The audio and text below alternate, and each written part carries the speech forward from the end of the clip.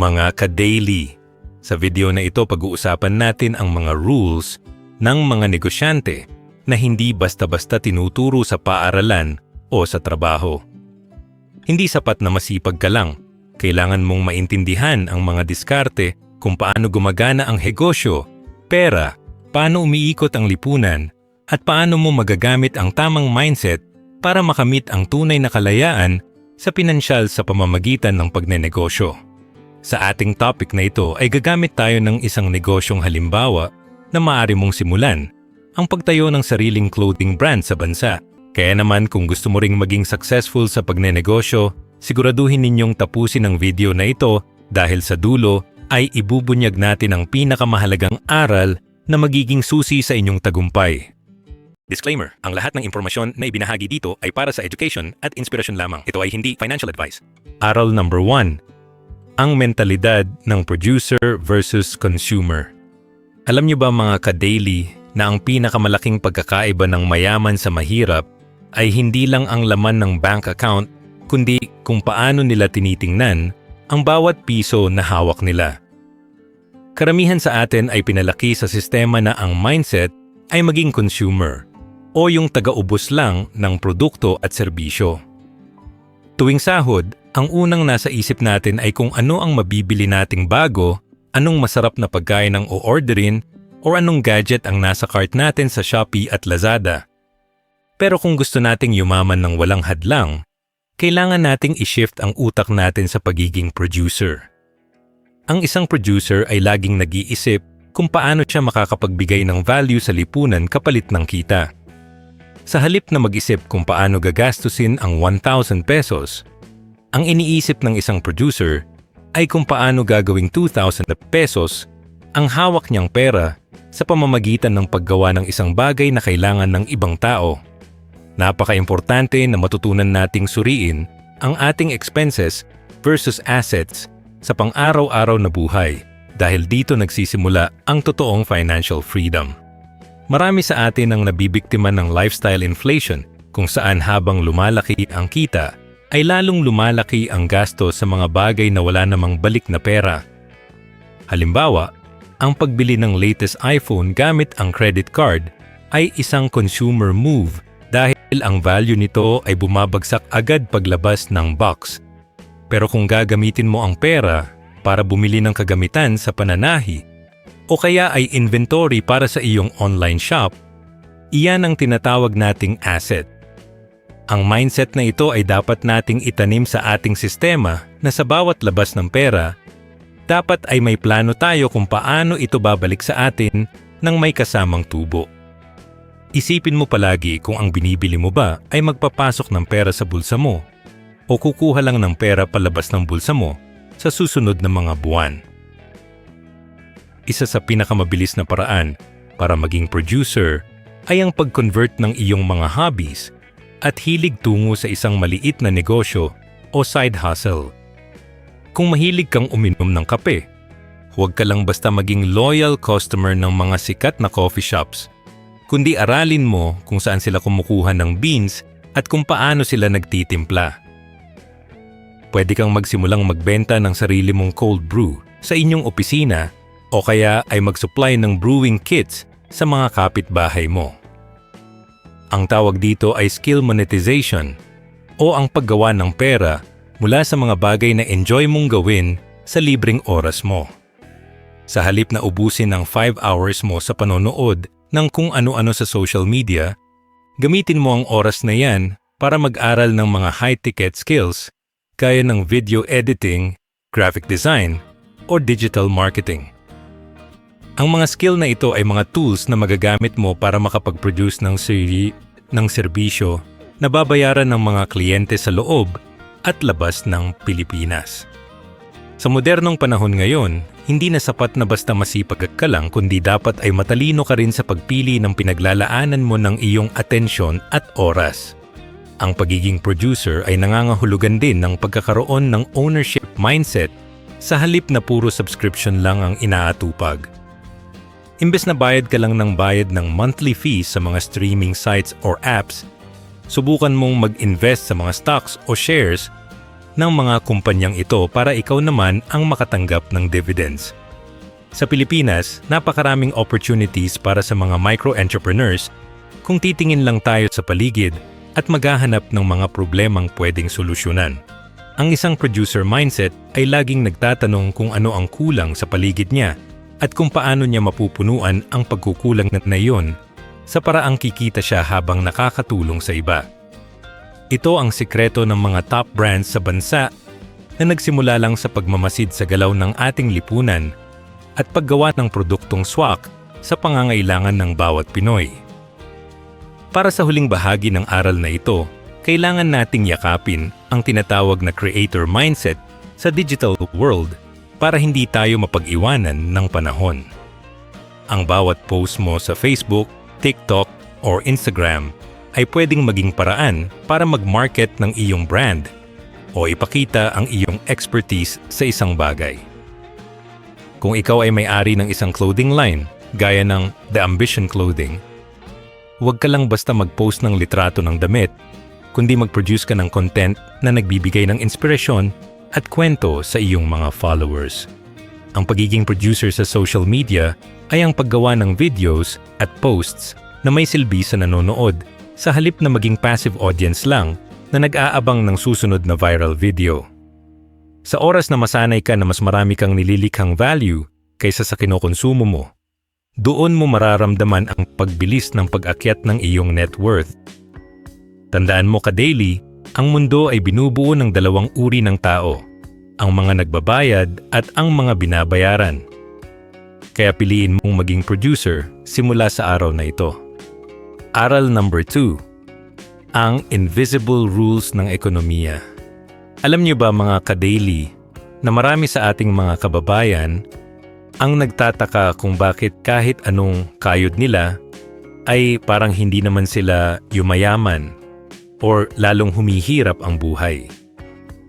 Ang totoo niyan, may mga invisible rules ang ating ekonomiya na hindi itinuturo sa paaralan, pero ito ang nagdidikta kung magkano ang matitira sa sweldo mo sa katapusan ng buwan. Ang unang dapat nating maintindihan ay ang konsepto ng inflation literacy o ang unti-unting pagbaba ng halaga ng ating pera habang lumilipas ang panahon. Isipin niyo na lang noong year 2010, ang 1,000 pesos mo ay punong-puno ang grocery cart pero ngayon sa year 2026 ay iilang supot na lang ang dala mo paglabas ng counter. Kung ang pera mo ay nakatambay lang sa ilalim ng kama or sa isang regular savings account na may napakaliit na interes, technically ay nalulugi ka dahil mas mabilis tumaas ang presyo ng bilihin kaysa sa paglaki ng pera mo. Ang isang wise na Pinoy ay hindi lang basta nag-iipon kundi naghahanap ng paraan para talunin ng kanyang investment ang inflation rate ng bansa. Kasama sa mga invisible rules na ito ang paggalaw ng interest rates na madalas nating naririnig sa balita tungkol sa Bangko Sentral ng Pilipinas pero hindi natin pinapansin. Ang interest rates ay parang remote control ng ekonomiya dahil kapag tinaas ito ng gobyerno, nagiging mas mahal ang mangutang para sa housing loan, car loan o kahit sa credit card.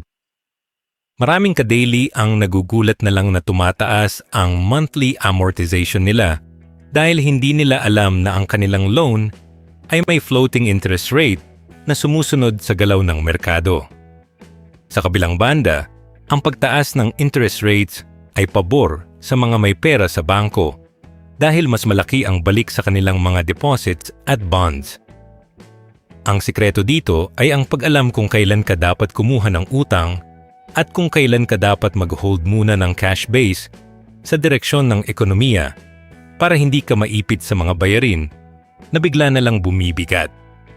Kapag naintindihan mo ang cycle na ito, mas magiging madali ang pagpaplano mo sa iyong mga malalaking purchases sa buhay nang hindi ka nababaon sa interes.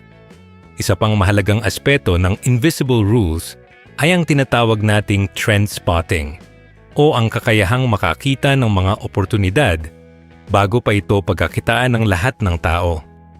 Ang ekonomiya ay parang dagat na may mga alon at kung alam mo kung saan papunta ang agos, mas madali kang makakasabay sa pag-asenso.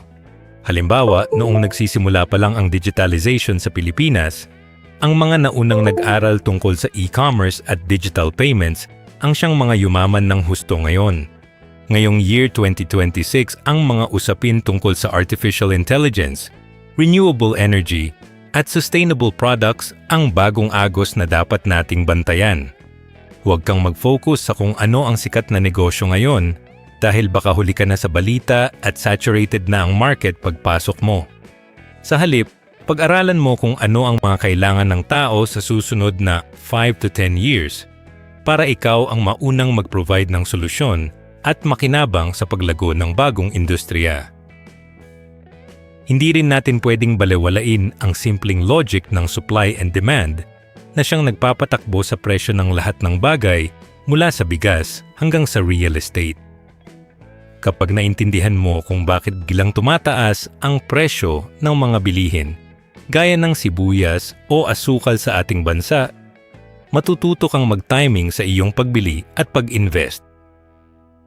Ang mga mayayamang negosyante ay bumibili kapag mababa ang demand at maraming supply dahil doon nila nakukuha ang pinakamababang presyo para ibenta naman kapag nagka-shortage na sa merkado. Ang kaalamang ito ay practical din sa pagbili ng property o stocks dahil ang layunin mo ay laging buy low and sell high, sa halip na sumabay sa hype kapag ang presyo ay nasa peak na. Ang invisible rule na ito ang magliligtas sa iyo sa pagiging emotional pagdating sa pera dahil ang desisyon mo ay nakabase na sa datos at hindi sa nararamdaman ng karamihan o sa sinasabi ng mga marites sa paligid. Panghuli, ang pag-unawa sa tax awareness at legality sa Pilipinas ay isang skill na magpapabilis sa iyong pagyaman nang walang hadlang mula sa batas. Maraming small business owners ang natatakot sa Bureau of Internal Revenue or BIR dahil hindi nila alam kung paano ang tamang proseso. Pero ang totoo ay mas malaki ang matitipid mo kung alam mo ang mga tax exemptions at incentives para sa mga micro-entrepreneurs. Ang pag-aaral kung paano i-maximize ang iyong mga deductibles at kung paano i-organize ang iyong finances ay parang pagbibigay ng turbo boost sa iyong kita. Isipin mo na lang na ang bawat pisong matitipid mo sa tax sa legal na paraan ay dagdag na capital para sa iyong negosyo o dagdag na ipon para sa iyong pamilya. Sa pagtatapos ng aral na ito, tandaan mo na ang ekonomiya ay hindi lang para sa mga eksperto, kundi para sa bawat ka-daily na handang magbukas ng mata sa mga invisible rules na ito. Kapag kabisado mo na ang laro, hindi ka na lang basta biktima ng sitwasyon, kundi ikaw na ang master ng iyong sariling financial destiny. Aral number 3. Leverage ang sikreto ng mabilis na pag-anggat. Alam niyo ba mga ka-daily na ang salitang leverage ay nanggaling sa konsepto ng lever o pansungkit kung saan gagamit ka ng maliit na puwersa para magbuhat ng napakabigat na bagay. Sa mundo ng finance at pagyaman, ang leverage ay ang paggamit ng resources ng ibang tao para mapabilis ang iyong pag-asenso nang hindi mo kailangang ubusin ang sarili mong lakas. Marami sa ating mga Pilipino ang pinalaki sa kasabihang, pag may tiyaga, may nilaga. Pero ang realidad ay marami ang sobrang sipag pero hindi naman yumayaman dahil sariling dalawang kamay lang nila ang ginagamit nila. Ang mga bilyonaryo sa ating bansa ay hindi naging mayaman dahil sila ang pinakamasipag na trabahador, kundi dahil sila ang pinakamagaling gumamit ng leverage sa kanilang paligid. Isipin mo na lang kung mag-isa mong bubuhati ng isang sako ng bigas.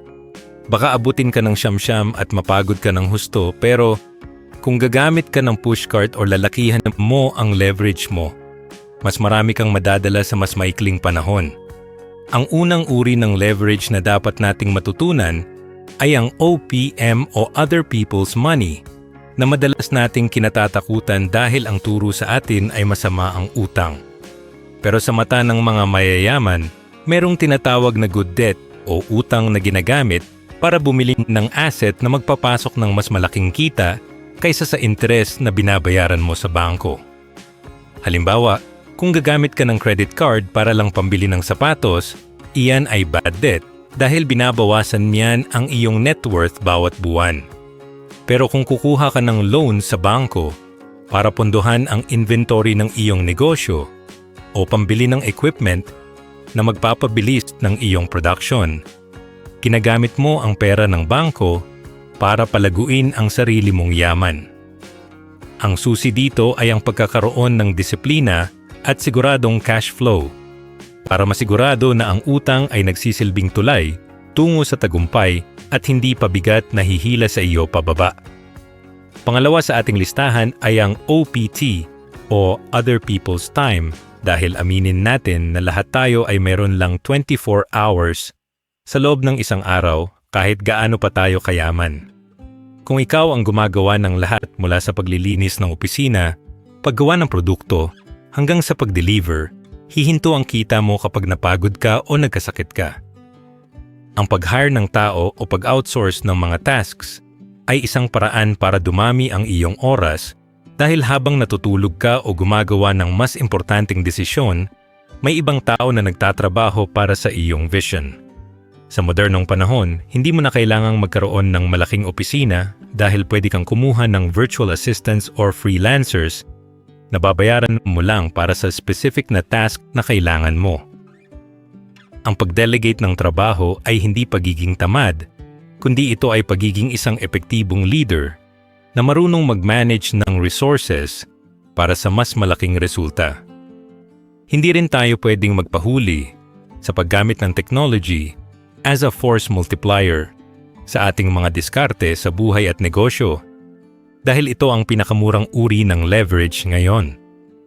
Isang click mo lang sa internet, pwede mong ma-automate ang iyong marketing, ang iyong pagsagot sa mga customer inquiry, at pati na ang iyong bookkeeping system. Isipin mo na lang ang mga sikat na online sellers na gumagamit ng mga chatbots o automated payment systems. Hindi nila kailangang gising 24/7 para tumanggap ng orders dahil ang teknolohiya na ang gumagawa noon para sa kanila. Ang paggamit ng digital tools ay parang pagkakaroon ng 1,000 trabahador na hindi napapagod at hindi nagrereklamo basta tama ang pagkakasetup mo sa system mo. Sa year 2026, ang mga negosyong hindi gumagamit ng automation ay parang nakasakay sa kalesa habang ang lahat ng kakumpetensya ay nakasakay na sa mabilis na sasakyan. Panghuli, ang pinakamalakas na leverage sa lahat ay ang tinatawag na network equity o ang kalidad ng mga taong nakapaligid sa iyo dahil your network is your net worth. Ang mga information, koneksyon, at tiwala na nakukuha mo mula sa ibang tao ay pwedeng magbukas ng mga pinto na hindi mo kayang buksan ng mag-isa. Sa pagbuo ng mga brand gaya ng The Ambition Clothing, ang pakikipag-partner sa mga influencers o pakikipag-usap sa mga tamang suppliers ay isang uri ng leverage na nagpapabilis ng pagkilala sa iyong produkto. Huwag kang matakot na makihalubilo sa mga taong mas matagumpay sa iyo dahil ang kanilang karanasan at payo ay mga shortcut na magliligtas sa iyo sa mga mamahaling pagkakamali. Sa pagtatapos ng aral na ito, tandaan mo ka-daily na ang pagyaman ay hindi isang solo flight na labanan. Ito ay laro ng kung gaano mo kagaling gagamitin ang lahat ng resources na nasa paligid mo para marating ang iyong mga pangarap. Aral number 4. Risk management sa kontekstong Pilipino. Alam niyo ba mga ka-daily na ang pagyaman ay hindi lang tungkol sa kung gaano kabilis ang pasok ng pera, kundi kung gaano mo kagaling protektahan ang perang hawak mo na. Sa ating kultura, madalas tayong maging emosyonal pagdating sa pera. Nandyan ang bahala na mindset o kaya naman ay ang pagiging sobrang mapagbigay sa kamag-anak kahit wala na tayong natitira sa sarili natin. Ang risk management ay ang pagkakaroon ng safety net o salo sa bawat galaw mo para kung sakaling magkamali ka man o may mangyaring hindi inaasahan, hindi ka tuluyang babagsak sa zero. Maraming Pilipino ang nagiging bilyonaryo sa papel pero isang pagkakasakit lang ng kapamilya o isang maling investment ay balik hirap agad sila dahil walang proteksyon ang kanilang finances. Ang pagiging wise na Pinoy ay nangangahulugan na handa ka sa worst-case scenario habang umaasa at nagtatrabaho para sa best-case results. Ang pinakapundasyon ng risk management ay ang pagkakaroon ng emergency fund buffer na katumbas ng 6 months worth of expenses bago ka pa man sumabak sa anumang malaking risk. Isipin mo ito bilang iyong peace of mind fund na nakatabi sa isang separate bank account na madali mong mawi-withdraw pero hindi mo pwedeng galawin para sa luho. Sa year 2026, marami pa ring nabibigla kapag nawalan ng trabaho o tumumal ang negosyo dahil ang pera nila ay laging saktuhan lang sa panggastos. Kung ang monthly expense mo ay 20,000 pesos, dapat ay meron kang 120,000 pesos na nakatago bago ka mag-resign para mag-focus sa iyong clothing brand o iba pang side hustle. Ang buffer na ito ang magbibigay sa iyo ng lakas ng loob na gumawa ng mas malalaking desisyon dahil alam mong hindi magugutom ang pamilya mo anuman ang mangyari sa labas. Pangalawa, kailangan nating linawin ang pagkakaiba ng insurance versus investment dahil marami ang nalilito dito at minsan ay nabibiktima ng maling payo. Ang insurance ay hindi para pagkakitaan kundi para sa protection ng iyong income earning capacity. Ito ang sasagot sa hospital bills o magbibigay ng pondo sa pamilya mo kung mawala ka man. Huwag mong asahan na yayaman ka sa insurance. Sa halip, gamitin mo ito para hindi maubos ang iyong investments kapag nagkaroon ng emergency. Ang isang practical na strategy ay ang buy term and invest the difference, kung saan kumukuha ka ng murang insurance para sa proteksyon at ang natitirang pera ay idinediretso mo sa stocks, real estate o sarili mong negosyo gaya ng The Ambition Clothing. Sa ganitong paraan, kontrolado mo kung saan lumalago ang pera mo habang siguradong may backup plan ka kung kailanganin ng medical assistance. Hindi rin mawawala ang usapin ng diversification o ang hindi paglalagay ng lahat ng iyong itlog sa iisang basket dahil napaka-risky nito. Sa Pilipinas, usong-uso ang mga hype na investments kung saan lahat ng tao ay sumasali sa isang trend gaya ng crypto or certain agricultural schemes nang hindi naintindihan ang panganib. Ang diversification ay ang paghahati-hati ng iyong yaman sa iba't ibang asset classes. Pwedeng meron kang cash sa bangko, meron kang physical inventory sa iyong business, at meron kang long-term stocks o pag-ibig MP2. Kapag ang isang sektor ng ekonomiya ay bumagsak, hindi mo ramdam ang sakit dahil meron kang ibang investments na nagpapatuloy ang pag-akyat. Ang layunin mo ay magkaroon ng balance kung saan meron kang aggressive investments para sa mabilis na paglago at conservative investments para sa seguridad ng iyong capital. Panghuli, ang risk management ay tungkol din sa pagiging matalas ang pakiramdam laban sa mga scams at pagkakaroon ng malinaw na exit strategy sa bawat papasukin mong deal. Sa social media ngayon, nagkalat ang mga get-rich-quick schemes na nangangako ng double your money sa loob ng 1 month na sa totoo lang ay isang malaking red flag. Ang lehitimong pagyaman ay laging may kaakibat na oras, pagod at risko.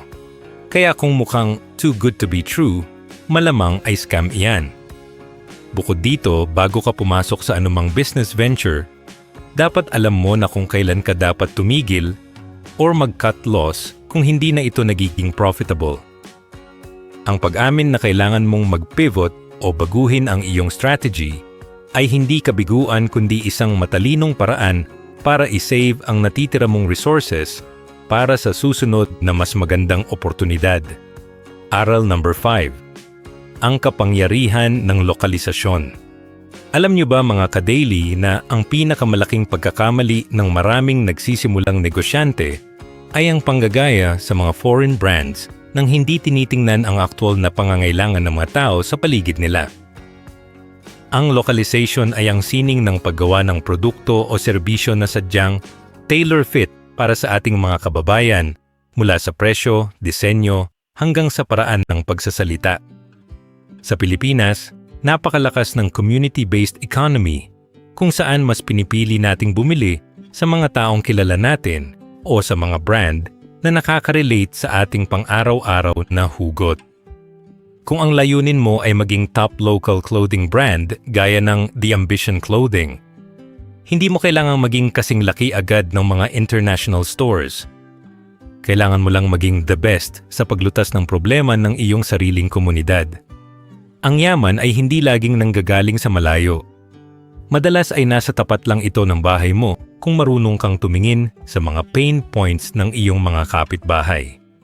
Para maging matagumpay sa localization, ang unang step ay ang pag-identify sa mga community pain points o yung mga bagay na nagpapahirap sa buhay ng mga tao sa paligid mo. Halimbawa, kung sa subdivision nyo ay walang malapit na bilihan ng fresh produce or walang maayos na laundry service, iyan ay isang gold mine na naghihintay lang na makuha mo. Huwag kang mag-isip ng sobrang komplikadong tech startup kung ang kailangan lang naman ng mga tao ay mabilis na delivery ng lutong bahay na ulam o maayos na supply ng school materials. Ang pagiging practical ay ang pag-fill ng gap na iniwan ng mga malalaking kumpanya na hindi kayang abutin ang mga liblib na lugar o ang specific na pangangailangan ng isang maliit na barangay. Kapag ikaw ang naging go-to person para sa isang kailangan ng komunidad, hindi mo na kailangang gumastos ng malaki sa advertising dahil ang word of mouth na ang magpapatakbo sa iyong benta. Pangalawa, kailangan mong gamitin ang cultural sensitivity sa iyong marketing at branding para maging ka-daily ang turing sa iyo ng mga customers. Ang mga Pinoy ay mahilig sa humor, sa kwento ng pagsisikap, at sa mga bagay na nagpapadama sa atin na espesyal tayo. Sa halip na gumamit ng sobrang lalalim na English sa iyong mga posts, gumamit ka ng lengguwahe na ginagamit natin sa kalsada, yung ramdam ang vibe ng mga kanto at ng bawat pamilyang Pilipino. Ang localization ay hindi lang tungkol sa location, kundi tungkol sa pag-align ng iyong values sa values ng iyong target market. Ipakita mo na ang iyong brand ay hindi lang basta kumukuha ng pera sa kanila, kundi naiintindihan mo ang kanilang mga pangarap at ambisyon sa buhay. Kaya naman mas pipiliin nilang suportahan ang isang negosyong dugong Pinoy, ang Daloy. Isang napaka-praktikal na paraan ng localization ay ang sourcing local o ang pagkuha ng iyong raw materials at manpower sa loob mismo ng bansa o sa sarili mong bayan. Bukod sa nakakatulong ka sa paglago ng lokal na ekonomiya, mas nakakatipid ka rin sa logistics at shipping costs na kadalasang pumapatay sa maliliit na negosyo. Halimbawa, kung sa pananahi ka nagfo-focus, bakit hindi ka kumuha ng mga mananahi sa iyong barangay o bumili ng tela sa mga local weavers sa halip na mag-import agad? Ang pagkakaroon ng Made in the Philippines na label ay may dalang pride sa panahon ngayon, lalo na kung ang kalidad ay kayang makipagsabayan sa global standards. Sa paggamit ng local resources, nagagawa mong sustainable ang iyong business model dahil mas kontrolado mo ang iyong supply chain at mas mabilis kang makaka-adjust kung may magbago man sa takbo ng merkado. Panghuli, kailangan nating i-upgrade ang ating mindset mula sa pagiging traditional na tindahan patungo sa pagiging isang modern micro-entrepreneur. Ang localization sa year 2026 ay nangangahulugang ang iyong neighborhood business ay dapat digital ready na.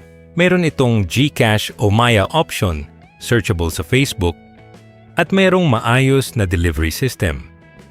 Huwag mong limitahan ang sarili mo sa mga taong naglalakad lang sa tapat ng pwesto mo. Gamitin mo ang internet para maabot ang iba pang mga Pinoy na naghahanap ng authentic na produkto. Ang paggawa ng premium local products ay ang trend ngayon kung saan ang mga simpleng bagay gaya ng artisan kape o special delicacies ay binibigyan ng magandang packaging at branding para mas mataas ang value. Tandaan mo ka-daily, ang pagyaman ng walang hadlang ay nagsisimula sa pagpapahalaga sa kung anong meron tayo at paggawa ng paraan para ito ay maging world-class. Aral number 6. Pagbuo ng sistemang hindi nakadepende sa iyo. Alam niyo ba mga ka-daily na ang tunay na sukatan ng isang matagumpay na negosyo ay kung kaya ba nitong tumakbo at kumita kahit wala ka sa harap ng pwesto mo? Maraming Pinoy entrepreneurs ang nahuhulog sa trap ng pagiging one-man team, kung saan sila ang manager, sila ang cashier, sila ang tagalinis, at sila rin ang tagagawa ng produkto. Bagamat maganda ang pagiging hands-on sa simula, kung pagkalipas ng ilang taon ay kailangan ka pa ring nandoon para umandar ang benta, ang tawag dyan ay trabaho at hindi negosyo. Ang layunin natin sa pagyaman ng walang hadlang ay ang magkaroon ng kalayaan sa oras para makagawa tayo ng mas malalaking plano o makasama ang ating pamilya habang patuloy ang pasok ng pera. Ang pagbuo ng sistema ay parang pag-program ng isang robot na susunod sa lahat ng utos mo nang hindi nagkakamali kahit hindi mo ito binabantayan every second. Ang unang hakbang sa pagbuo ng sistema ay ang pagsusulat ng iyong SOP or Standard Operating Procedures para sa bawat maliit na detalye ng iyong operasyon. Isipin mo na kailangan mong gumawa ng manual na kahit ang isang bata o isang bagong hire na staff ay maiintindihan kung paano gawin ang trabaho base sa iyong standards. Halimbawa, sa pagpapatakbo ng The Ambition Clothing, dapat ay may malinaw na step-by-step process kung paano tinitupi ang damit, paano sinasagot ang chat ng customer, at paano binabalot ang orders para sa shipping. Kapag ang lahat ay nakadokumento, maiiwasan ang kalituhan at masisigurado mo na ang quality ng serbisyo mo ay pare-pareho kahit sino pa ang naka-duty sa araw na iyon. Ang sistema ang magsisilbing utak ng iyong negosyo na hindi napapagod at hindi nakakalimot sa mga mahahalagang detalye. Pangalawa, kailangan mong matutunan ang delegation mastery o ang sining ng pagtitiwala sa iyong mga napiling staff para gampanan ang kanilang mga responsibilidad. Maraming boss ang nahihirapan dito dahil feeling nila ay sila lang ang nakakaalam ng tamang paraan. Pero ang totoo ay pinipigilan mo lang ang paglago ng iyong team at ng iyong sarili. Ang pag-delegate ay hindi lang basta pag-utos. Ito ay ang pagbibigay ng tamang training at tools para maging confident ang iyong mga tao sa kanilang desisyon. Isipin mo na ang iyong oras ay nagkakahalaga ng 500 pesos per hour. Kung gumagawa ka ng task na pwedeng gawin ng isang tao na binabayaran mo ng 100 pesos per hour, nalulugi ka ng 400 pesos bawat oras. Ibibigay mo ang mga routine tasks sa iba para makapag-focus ka sa big picture, gaya ng paghahanap ng bagong investors o paggawa ng susunod na design collection. Hindi rin pwedeng mawala ang performance tracking dahil ang anumang bagay na hindi nasusukat ay hindi mo mapapamahalaan ng maayos. Sa year 2026, hindi na sapat ang pakiramdam lang na parang malakas ang benta ngayon. Kailangan mong tumingin sa numbers at data. Paggamit ng simpleng logbook o kaya ay basic spreadsheet para i-record ang benta, inventory, at gastos ay malaking tulong para makita mo kung saan may butas ang iyong bulsa. Sa pamamagitan ng tracking, malalaman mo agad kung kailangan mo bang magdagdag ng tao, kung dapat ka na bang magpalit ng supplier, o kung kailangan mong itigil ang isang product line na hindi naman gumagalaw. Ang sistema ng pagmomonitor ang magsasabi sa iyo kung ang negosyo mo ba ay lumalago o unti-unting nalulunod sa hidden costs. Panghuli, kailangan mong mag-invest sa automation tools para lalong gumaan ang iyong operasyon at mabawasan ang human error sa iyong negosyo. Paggamit ng modernong POS o Point of Sale Systems ay isang magandang halimbawa dahil dito ay automatic nang nababawas ang inventory mo tuwing may bibili at nakikita mo ang real-time profit mo kahit nasa bahay ka lang. Pwede mo ring iset up ang iyong social media accounts na mag-auto-reply sa mga common questions para hindi ka na naghihintay sa harap ng screen 24/7. Ang paggamit ng teknolohiya ay parang pagkakaroon ng invisible manager na sumisigurado na walang kupit, walang maling bilang, at laging updated ang records mo. Sa pagtatapos ng aral na ito, tandaan mo ka-daily na ang layunin ng pagbuo ng sistema ay para maging expendable ka sa daily operations pero essential sa strategic growth ng iyong yaman. Aral number 7. Financial discipline ang pundasyon ng kalayaan. Alam niyo ba mga ka-daily na kahit kumikita ka ng 100,000 pesos bawat buwan, kung ang gastos mo naman ay 110,000 pesos, mahirap ka pa rin sa mata ng matematika.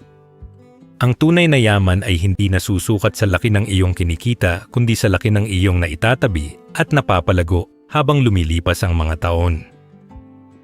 Maraming kababayan natin ang nabibiktima ng tinatawag na one-day millionaire mindset kung saan pagdating ng sahod o bonus ay parang may apoy ang pera sa bulsa at kailangang gastusin agad. Ang financial discipline ay hindi tungkol sa pagiging kuripot o pagkakait sa sarili ng saya. Ito ay tungkol sa pagkontrol sa iyong emotion para hindi ka maging alipin ng iyong mga bayarin. Kung gusto nating maging top brand gaya ng The Ambition Clothing, dapat ay marunong tayong mag-manage ng personal na pera bago natin hawakan ang milyon-milyong pondo ng isang korporasyon. Ang unang kailangang bantayan ay ang lifestyle inflation check dahil ito ang tahimik na magnanakaw ng iyong kinabukasan. Ito yung sitwasyon na kapag tumaas ang sahod mo o lumaki ang benta ng negosyo mo, bigla mo ring itataas ang kalidad ng iyong mga gamit, kakain sa mas mahal na restaurant o kukuha ng bagong sasakyan kahit hindi pa naman kailangan. Ang sikreto ng mga totoong mayayaman ay ang pagpapanatili ng simpleng pamumuhay kahit na kaya na nilang bumili ng luho. Subukan mong panatilihin ang iyong expenses sa level noong nagsisimula ka pa lang habang hinahayaan mong lumaki ang iyong savings gap. Ang perang natitipid mo sa hindi pagbili ng mga bagay na para lang ipagmalaki sa social media ay ang perang magsisilbing capital mo para sa mas malalaking investments sa future. Para magkaroon ng malinaw na gabay, gamitin natin ang budgeting 50-30-20 rule na hangos ng mga epektibong financial studies pero in-adjust para sa ating sitwasyon. Ang 50% ng iyong kita ay dapat mapunta sa needs o yung mga bagay na hindi mo pwedeng hindi bayaran, gaya ng upa, kuryente at pagkain. Ang 30% ay para sa wants o yung mga luho at enjoyment mo para naman hindi ka ma-burnout sa pagtatrabaho.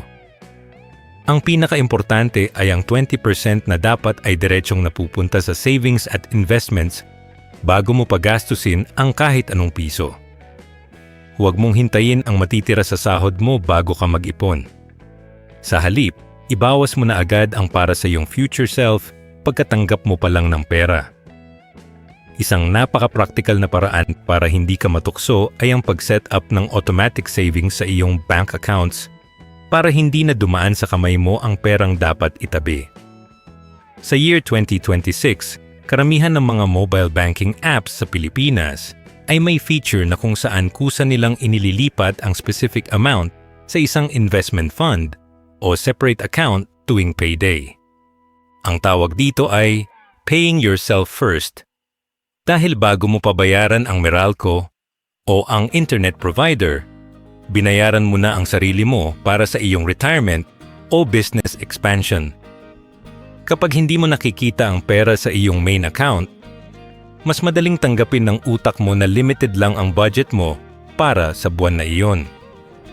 Ang disiplinang ito ang magliligtas sa iyo sa mga impulsive purchases na madalas nating pagsisihan pagkalipas ng ilang araw. Panghuli, kailangan nating yakapin ang delayed gratification o ang sining ng pagtitiis sa hirap ngayon para sa mas masarap na buhay sa hinaharap. Sa mundo natin ngayon na puro instant noodles, instant fame, at instant delivery, Nakakalimutan natin na ang pagbuo ng yaman ay parang pagtatanim ng puno na nangangailangan ng panahon para mamunga. Kung may utang ka pa, gamitin ang debt snowball method, kung saan uunahin mong bayaran ang pinakamaliit na utang. Para magkaroon ka ng momentum at small wins, nagaganahan kang ituloy ang laban. Ang bawat sakripisyo mo na huwag munang bumili ng bagong gadget ay katumbas ng mas maagang pagre-retiro o mas malaking puhunan para sa iyong mga pangarap. Tandaan mo ka-daily, ang disiplina ay ang tulay na nag-uugnay sa iyong kasalukuyang sitwasyon tungo sa buhay na pinapangarap mo para sa iyong pamilya. Number 8. Marketing at psychology ng pagbebenta. Alam niyo ba mga ka-daily na ang pagbebenta ay hindi tungkol sa kung gaano kaganda ang iyong produkto, kundi tungkol sa kung gaano mo naiintindihan ang nararamdaman ng iyong mamimili. Maraming negosyante ang nagtataka kung bakit wala silang benta kahit na sobrang mura naman ang kanilang presyo at maganda ang kanilang materyales. Ang totoo niyan, ang mga tao ay hindi bumibili gamit ang logic o lohika. Bumibili sila gamit ang kanilang emotion at ginagamit lang ang logic para bigyang katwiran ang kanilang desisyon. Kung ang layunin mo ay mapalago ang iyong brand gaya ng The Ambition Clothing, kailangan mong matutunan kung paano pindutin ang tamang emotion ng iyong mga ka-daily para maisip nila na ang produkto mo ang sagot sa kanilang hinahanap. Ang marketing ay ang sining ng pagbuo ng relasyon bago mo hingin ang kanilang pera. Ang unang sikreto sa epektibong marketing ay ang pagbuo ng emotional connection sa halip na puro features lang ng produkto ang iyong ibinibida. Imbes na sabihing ang damit na ito ay gawa sa 100% cotton, mas maganda kung sasabihin mong ito ang damit na magbibigay sa iyo ng kumpiyansa sa sarili tuwing haharap ka sa iyong mga pangarap. Kailangan mong ibenta ang feeling o ang resulta na mararanasan nila kapag nakuha na nila ang iyong produkto. Ang mga matatagumpay na brand sa Pilipinas ay yung mga brand na naging parte na ng ating kwento. Yung nagbibigay sa atin ng pride, ginhawa o saya. Isipin mo palagi kung anong problema ang nilulutas mo para sa kanila o anong pangarap ang tinutulungan mong matupad para maging top of mind ka sa kanila. Pangalawa, kailangan nating gamitin ang tinatawag na social proof dahil tayong mga Pinoy ay likas na mahilig magtanong ng maayos ba yan o tumingin sa reviews bago sumubok ng bago. Sa year 2026, ang boses ng ibang customers ay mas malakas pa kaysa sa boses ng mismong may-ari ng negosyo. Huwag kang mahihiyang humingi ng testimonials o mag-post ng mga pictures ng mga taong satisfied sa iyong serbisyo dahil ito ang magsisilbing resibo na lehitimo at dekalidad ang iyong ginagawa. Ang mga screenshots ng positive feedback o ang mga video unboxing mula sa iyong mga followers ay goldmine para sa iyong marketing strategy. Kapag nakita ng mga tao na marami nang nagtitiwala sa iyo, mas madali silang maglalabas ng pera dahil pakiramdam nila ay safe silang sumunod sa ginagawa ng karamihan. Hindi rin pwedeng mawala ang element ng urgency and scarcity para mapabilis ang desisyon ng iyong mga potential buyers. Ang utak ng tao ay may tinatawag na fear of missing out o FOMO, kung saan mas lalo nating gustong makuha ang isang bagay kapag alam nating paubos na ito o limited lang ang oras para makuha ito. Paggamit ng mga phrases gaya ng limited edition or first 50 customers only ay isang psychological trigger na nagtutulak sa tao na huwag nang mag-isip pa ng matagal at bumili na agad. Pero siguraduhin mo na ang scarcity na ito ay totoo at hindi peke dahil kapag nahuli ka ng iyong mga ka-daily na nagsisinungaling ka, masisira ang tiwala na binuo mo. Ang layunin ay bigyan sila ng sapat na dahilan para kumilos now sa halip na sabihing next time na lang. Panghuli, sa modernong panahon ng internet, ang content marketing at personal branding ang pinakamalakas mong sandata para manalo sa competition. Huwag kang maging yung negosyanteng puro buy now lang ang pinopost. Maging isang creator na nagbibigay ng value, tips, at inspirasyon nang walang hinihinging kapalit sa simula. Kapag nakita ng mga tao na expert ka sa iyong ginagawa at marami silang natututunan sa iyo, ikaw ang una nilang pupuntahan kapag handa na silang bumili. Ang pagpapakita ng iyong muka at ang pagbabahagi ng iyong journey bilang entrepreneur ay bumubuo ng know, like, and trust factor na hindi kayang tapatan ng kahit anong malaking advertisement. Tandaan mo ka-daily, ang pinakamagandang marketing ay ang pagiging totoo sa iyong layunin at ang pagpapahalaga sa kapakanan ng iyong customers higit sa anumang kita. Aral number 9. Continuous learning at adaptability. Alam niyo ba mga ka-daily na sa bilis ng takbo ng mundo ngayon, ang kaalamang meron ka nung nakaraang taon ay pwedeng luma na at hindi na epektibo ngayon sa year 2026. Maraming mga dambuhalang kumpanya sa kasaysayan ang nalugi at nawala dahil naging kampante sila sa kanilang tagumpay at tumangging magbago habang nag-iiba ang panlasa ng mga tao. Ang pagyaman ng walang hadlang ay nangangailangan ng isang student mindset kung saan hindi mo iniisip na alam mo na ang lahat, kundi laging kang naghahanap ng bagong paraan para mag-improve. Ang taong humihinto sa pag-aaral ay humihinto rin sa paglago. Kaya naman napaka-importante na ang iyong utak ay laging updated sa mga bagong trends, teknolohiya, at diskarte sa negosyo. Kung ang goal mo ay maging top brand gaya ng The Ambitionate Clothing, dapat ay ikaw ang unang nakakaalam ng mga bagong styles at paraan ng pagbebenta bago pa ito gawin ng iba. Ang unang practical na step ay ang pag-adapt sa tinatawag na 1-hour rule, kung saan naglalaan ka ng kahit 1 oras lang bawat araw para sa self-improvement. Sa loob ng 1 oras na yan, pwedeng manood ka ng mga tutorial sa YouTube, makinig sa mga business podcast habang nasa biyahe, o magbasa ng mga articles tungkol sa iyong industriya. Isipin mo na lang na sa loob ng 1 taon, magkakaroon ka ng 365 hours na abante sa kaalaman kumpara sa mga taong puro entertainment lang ang inuuna. Ang maliit na investment na ito sa iyong sarili ay magbubunga ng malaking returns dahil mas mabilis kang makakagawa ng tamang desisyon at mas kakaunti ang magiging pagkakamali mo. Ang iyong utak ang pinaka-importanting asset na pag-aari mo, kaya siguraduhin mong pinapakain mo ito ng mga impormasyong magpapayaman sa iyo. Pangalawa, kailangan nating matutunan ang sining ng unlearning old habits o ang pagbitiw sa mga maling turo tungkol sa pera na kinalakihan natin. Marami sa atin ang pinalaki sa takot na ang pera ay ugat ng lahat ng kasamaan o kaya naman ay mahirap lang tayo kaya hanggang dito na lang tayo. Ang mga ganitong limitadong kaisipan ay parang mga kadena na humihila sa iyo pabalik kahit anong sipag mo sa trabaho o negosyo. Kailangan mong palitan ang mga luma at negatibong paniniwalang ito ng mga bagong kaisipan na ang pera ay isang tool para makatulong at makagawa ng mabuti sa kapwa. Ang adaptability ay hindi lang sa labas, kundi nagsisimula sa loob ng iyong isipan sa pamamagitan ng pagtanggal sa mga mentalidad na hindi na nakakatulong sa iyong pag-asenso. Hindi rin pwedeng mawala ang paghahanap ng tamang mentorship dahil ito ang pinakamabilis na shortcut para marating ang iyong pangarap. Bakit ka pa magpapakahirap na dumaan sa mahabang proseso ng trial and error kung pwede ka namang matuto sa mga taong nakagawa na ng gusto mong gawin? Ang isang mentor ay magbibigay sa iyo ng perspective na hindi mo nakikita at itatama ang iyong direksyon bago ka pa maligaw ng tuluyan.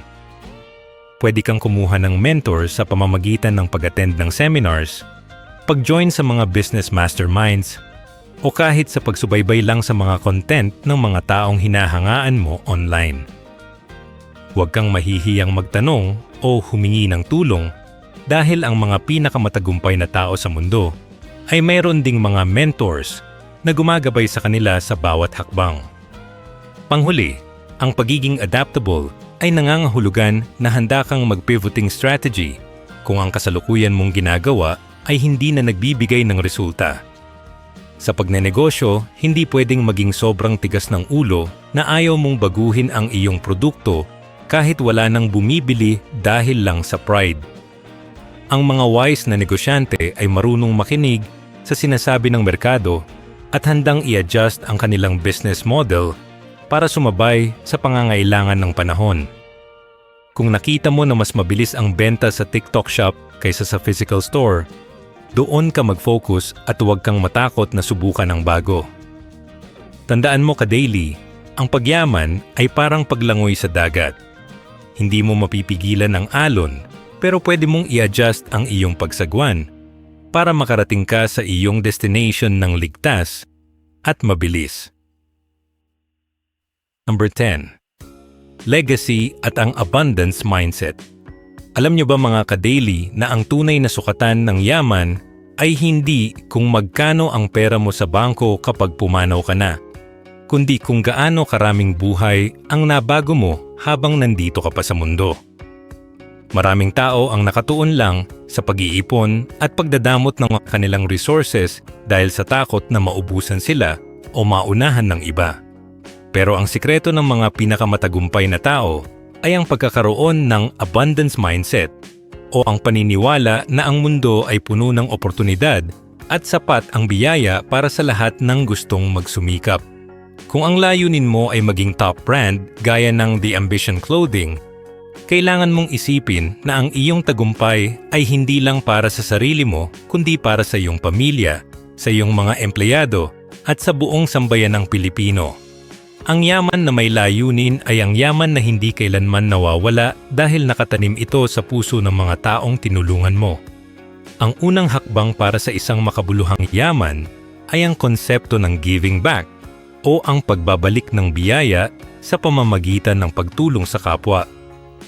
Sa ating kultura, naniniwala tayo sa karma o sa pagpapala na bumabalik kapag tayo ay naging bukas palad sa iba. Hindi mo kailangang maghintay na maging bilyonaryo ka bago ka magsimulang tumulong. Pwede kang magsimula sa pag-tithe sa iyong simbahan, pagsuporta sa isang local charity, o kahit sa simpleng pagtulong sa isang kamag-anak na gustong mag-aral. Kapag nagbibigay ka, sinasanay mo ang iyong utak na maniwala na laging may sobra at hindi ka mauubusan. Ang habit na ito ay nagbubukas ng mas maraming pinto ng swerte at oportunidad dahil ang mga tao at ang universo ay mas gustong pumanig sa mga taong marunong magbahagi ng kanilang tagumpay. Pangalawa, kailangan nating pag-isipan ang pagbuo ng generational wealth para ang iyong hirap ay hindi matapos sa iyong henerasyon lang, kundi mapakinabangan hanggang sa iyong mga apo. Maraming pamilyang Pinoy ang nagkaroon ng yaman, pero nawala rin agad paglipas ng ilang taon dahil hindi naturuan ang mga sumunod na salinlahi kung paano hawakan ang pera. Ang tunay na legacy ay hindi lang ang pag-iiwan ng malaking mana o ari-arian, kundi ang pag-iiwan ng tamang values, financial education, at disiplina sa iyong mga anak. Turuan mo silang magtrabaho para sa kanilang gusto at ituro ang mga aral na natutunan mo sa The Filipino Daily para sila naman ang magtuloy ng iyong nasimulan. Ang generational wealth ay tungkol sa paggawa ng matibay na pundasyon na magsisilbing proteksyon ng iyong pamilya sa loob ng maraming dekada. Hindi rin mawawala ang value creation bilang basehan ng iyong negosyo at pagkatao dahil dito nanggagaling ang tunay at sustainable na kita. Sa bawat desisyon mo sa iyong brand, laging itanong sa sarili, paano ko ba mas mapapaganda at mapapadali ang buhay ng aking mga customers?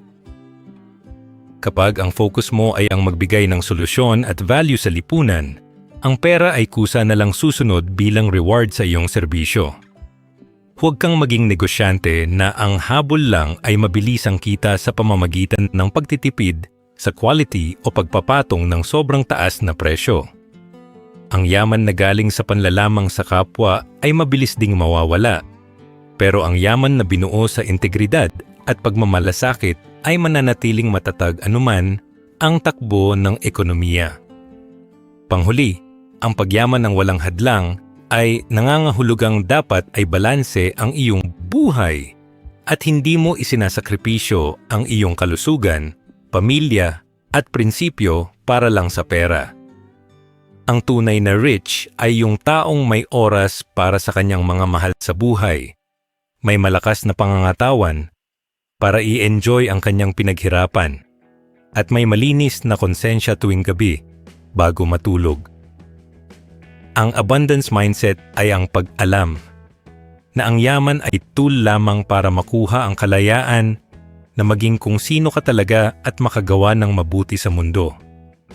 Sa pagtatapos ng seryeng ito, tandaan mo ka-daily na ang ambisyon mo ay valid at kayang-kaya mong abutin, basta't babaon mo ang tamang aral at ang pusong handang maglingkod sa kapwa. Ang iyong kwento ng tagumpay ay nagsisimula na ngayon, at ang The Filipino Daily ay laging narito para samahan ka sa iyong pag-asenso. Bilang pagtatapos, ang pagyaman ng walang hadlang ay hindi lamang tungkol sa swerte, kundi sa tamang pag-unawa sa galaw ng lipunan at disiplina sa sarili. Mula sa pagiging producer hanggang sa pagbuo ng generational wealth, ang bawat aral na tinalakay natin sa The Filipino Daily ay nagsisilbing roadmap para sa bawat ka-daily na nangangarap ng mas masaganang buhay. Tandaan na ang yaman ay isang tool para sa kalayaan. Kalayaang makasama ang pamilya, kalayaang makatulong, at kalayaang tuparin ang iyong mga ambisyon, gaya ng The Ambition Clothing. Huwag matakot magsimula sa maliit, gamitin ang leverage, at laging maging bukas sa mga bagong kaalaman. Ang mundo ay puno ng oportunidad para sa mga taong marunong tumingin at handang kumilos. Naniniwala ako na kayang-kaya mong maging bahagi ng susunod na henerasyon ng mga matatagumpay na Pinoy. Ituloy ang laban dahil ang tagumpay mo ay tagumpay nating lahat. Paki-like ang videong ito kung nagustuhan ninyo, mag-comment sa baba kung ano ang natutunan nyo dito, at para sa mga iba pang content like this, mag-subscribe kayo sa ating YouTube channel, ang The Filipino Daily. Maraming salamat.